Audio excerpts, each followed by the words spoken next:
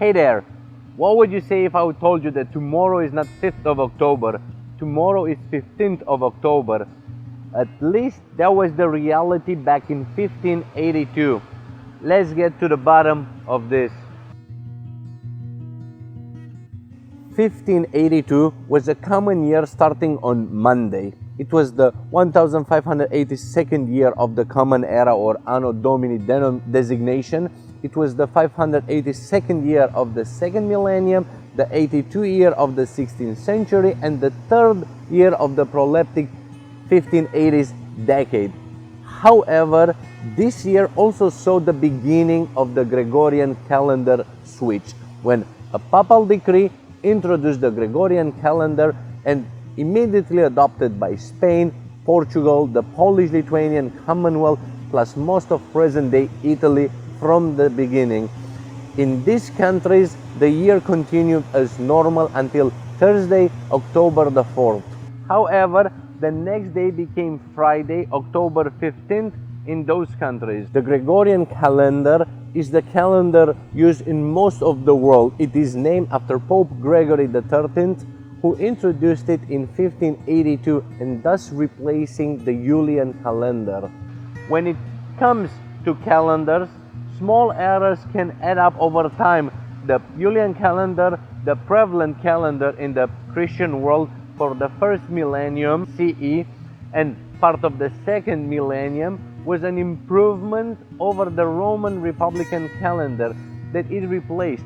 It was a solar-based calendar introduced in 46 BC during the reign of Julius Caesar. It featured 365 days and the leap year that added one day to February every 4 years, a system we're also familiar today. To be more precise, the length of year was 365 days and 6 hours, but over 1,000 years after its introduction, the calendar had drifted and was out of sync with the equinoxes and solstices, meaning Easter, which is set by the vernal equinox, was occurring later and later in the year. To be even more precise, it was 11 minutes and 14 seconds longer than the tropical year, the time it takes the sun to return on the same position as seen from Earth. The result was that the calendar drifted about one day for every 314 years. The Gregorian calendar was introduced to fix this small error in date computation. The existing Julian calendar was therefore refined, the result of which was to shorten the length of a year to 365 days, 5 hours, 49 minutes and 12 seconds. The change under the introduction of the Gregorian calendar meant that leap years continue occurring every 4 years.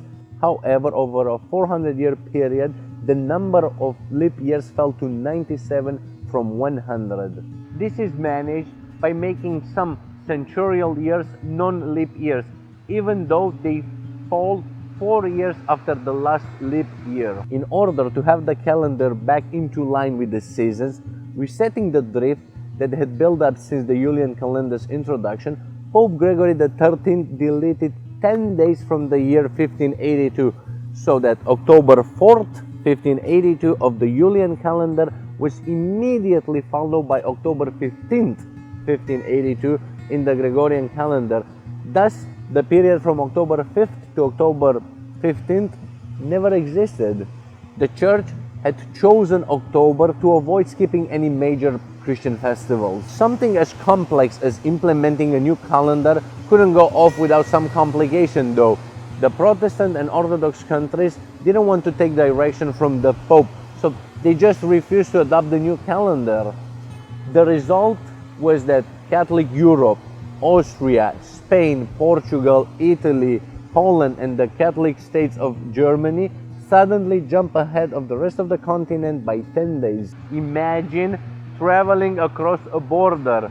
It often meant traveling forward and backward in time, not only in space. Eventually, non-Catholic countries did begin to adopt the Gregorian calendar, Saudi Arabia making the switch as late as 2016, with most countries adopting the improved calendar at least for civil purposes. This is also one of the reasons we can observe that the Catholic Easter does not always coincide with the Orthodox Easter, as Catholic Church follows the Gregorian calendar, while Orthodox Church still follow the Julian calendar that never skipped those 10 days in the first place. The prime objective of a calendar is to unambiguously identify any day in past, present and future by a specific date in order to record or organize social, religious, commercial and administrative events.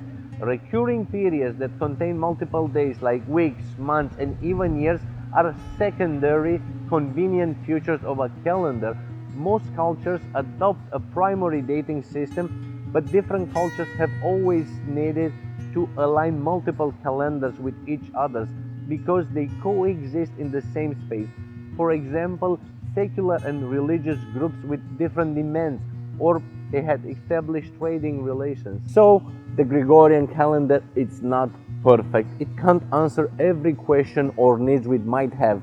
Not to mention, it's even a little out of sync with Earth's trip around the sun. Not that big of a deal. I mean, the difference isn't huge. Just an extra day to deal with by 4909. Worst case scenario, we can always agree of a new papal decree sometimes before 4909 and just go remove that extra day. So for now, looks like we'll have to live with this small problem.